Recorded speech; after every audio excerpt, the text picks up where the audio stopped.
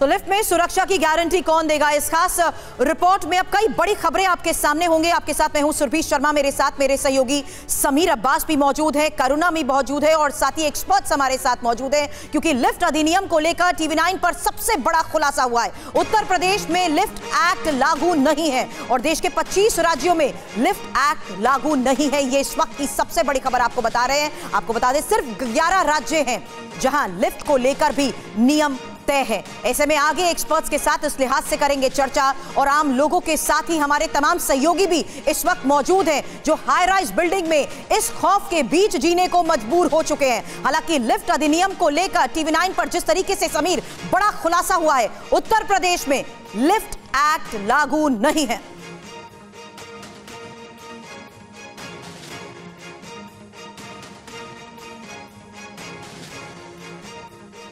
तो आप देखिए कहां पर लिफ्ट एक्ट है, यह आपको बता दें। दिल्ली में लिफ्ट एक्ट है, हरियाणा में है, हिमाचल प्रदेश में है, महाराष्ट्र में है। ये जो आपको टिक नजर आ रहा है, यानी कि यहां पर लिफ्ट को लेकर एक्ट है, कानून है, नियम है। गुजरात में भी है, पश्चिम बंगाल में है, इसके अलावा झारखंड में है, असम में है, कर्नाटक, केरल और तमिलनाडु में भी है। लेकिन उत्तर प्रदेश में आप देखिए क्रॉस आपको नजर आ रहा है, क्योंकि यहां पर लिफ्ट एक्ट नहीं है, कोई ऐसा नियम और कानून नहीं है। 25 राज्य, कुल मिलाकर 25 राज्य और केंद्र शासित प्रदेश हैं जहां पर अभी लिफ्ट को लेकर कोई रूल नहीं है। और यही वजह है कि बड़ा सवाल ये उठ रहा है और एक डर, खौफ भी देखने को मिल रहा है यहां के लोगों में, बाशिंदों में, कि जब ऐसे कोई भी नियम, कोई कानून नहीं है तो कैसे उनकी सुरक्षा होगी। हमारे साथ हमारे जो खास मेहमान है उनका हम रुख करेंगे, लेकिन पहले आपको बता दें अरुण अग्रवाल है जो कि सेफ्टी एक्सपर्ट है, राजीव सिंह जी है जो कि अध्यक्ष है नूफा के। राजीव सिंह जी, क्योंकि देखिए ये बहुत बड़ा सवाल अब ये उठ खड़ा हुआ है, जो इस बात का खुलासा हुआ है कि क्या सोसाइटी में लिफ्ट सुरक्षा को लेकर, जो लिफ्ट सुरक्षा है उसको लेकर ड्रिल होती है जब लिफ्ट एक्ट है नहीं, तो किन मानकों पर लिफ्ट चल रही है? एक बहुत बड़ा सवाल राजीव जी है।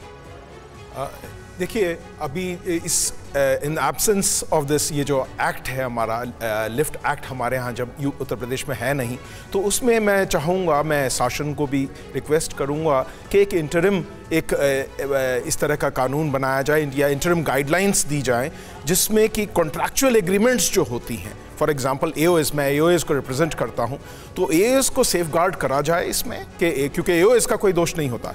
जब ये इस तरह की दुर्घटनाएं होती हैं, इन दुर्घटनाओं को हमें मिनिमाइज करना है, तो जो एग्रीमेंट हो बिटवीन द मेंटेनेंस की, जो लिफ्ट की मेंटेनेंस करते हैं, और AOS RWS जो कॉन्ट्रैक्ट साइन करते हैं, उसमें अकाउंटेबिलिटी सेट हो और वो कॉन्ट्रैक्ट्स इस तरह से बनाए जाएं कि जो कि शासन भी उसको वेट करे। जैसे नोएडा अथॉरिटी है यहाँ पर, उस कानून को देखे कितने पॉइंट्स हैं, उसमें कौन कौन सी अकाउंटेबिलिटीज़ हैं, जिससे कि इसको सुचारू ढंग से लिफ्ट का ऑपरेशंस हो सके, जब तक कि ये एक लिफ्ट एक्ट हमारे इम्प्लीमेंट नहीं होता है।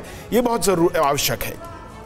बिल्कुल बिल्कुल, ये बहुत जरूरी है। और हमने देखा है कि सरकारों का ध्यान अब लोगों की समस्याओं की तरफ है। रेरा को लेकर नियम जो है वो सख्त किए गए हैं बिल्डर्स के लिए, ताकि जो होम बायर्स हैं उनको सहूलियत हो। तो फिर लिफ्ट्स पर ध्यान क्यों नहीं दिया जा रहा है? लिफ्ट एक्ट क्यों नहीं लाया जा रहा है? नियम कायदे लागू क्यों नहीं कराए जा रहे हैं? ये बड़ा सवाल है।